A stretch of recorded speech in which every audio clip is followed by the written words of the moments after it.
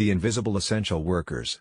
To view the full article, click the first link in the description below. Sonia, an aide on Long Island, told me that since the beginning of the pandemic her agency has had to provide extra care to a patient in an assisted living facility. Because of the ban on visitors, she was the man's only conduit to his family.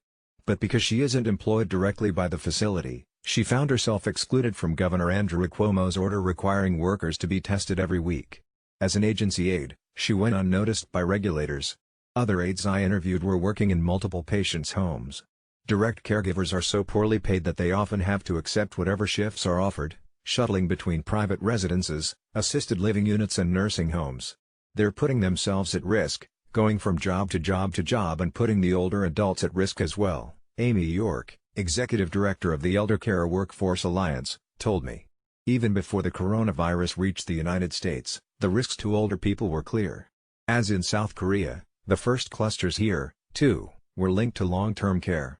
I happened to be reporting in Washington state in early March when the virus was detected in a facility in Kirkland.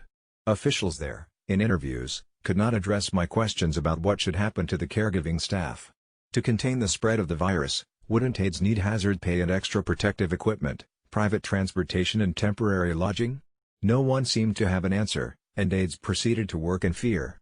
Their employers, despite claiming to do the best they could, were in fact mobilizing lobbyists to shield themselves from litigation. The nursing home industry has tried to limit its liability in more than 20 states and is pushing for nationwide relief in Congress. Long-term care employees, on the other hand, face criminalization simply for doing their jobs. In May, a home health aide was arrested in Camden, N.J., and charged with multiple counts of endangering. To view the full article, click the first link in the description below.